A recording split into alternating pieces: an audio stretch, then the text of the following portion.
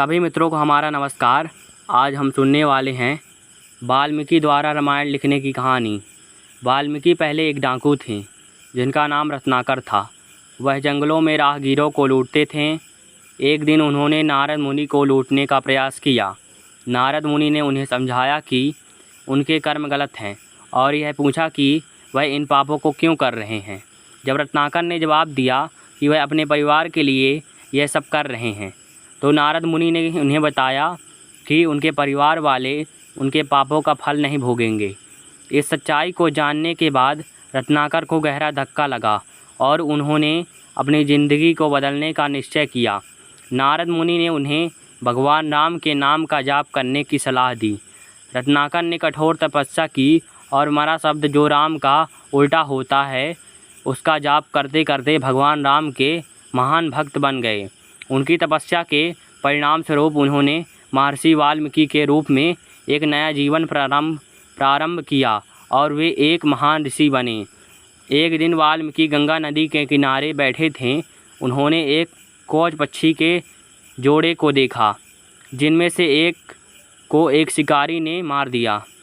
इस घटना ने उन्हें अत्यधिक दुख पहुंचाया और उनके मुंह से एक श्लोक निकल गया जो संस्कृत के पहले श्लोक के रूप में जाना जाता है।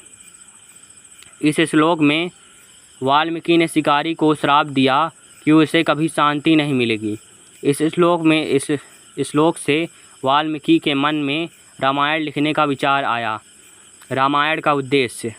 वाल्मीकि ने रामायण को भगवान राम के जीवन की कहानी के माध्यम से धर्म, मर्यादा, कर्तव्य और न्याय के आदर्शों को प्रस्तुत करने के लिए लिखा। रामायण में भगवान राम के जीवन के हर पहलू को दर्शाया गया है, जिसमें उनकी बाल्यावस्था, वनवास, सीता हरण, रावण वध और अंततः अयोध्या वापसी शामिल है। रामायण न केवल एक धार्मिक ग्रंथ है बल्कि यह एक आदर्श जीवन जीने का मार्गदर्शन भी प्रदान करता है।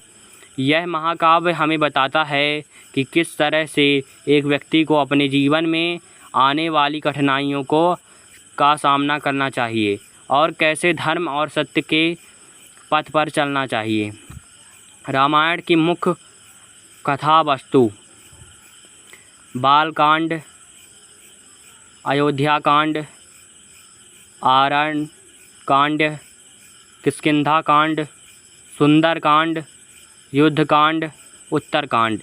रामायण के एक अद्वितीय ग्रंथ हैं जो हमें जीवन के हर पहलू में मार्गदर्शन कराते हैं।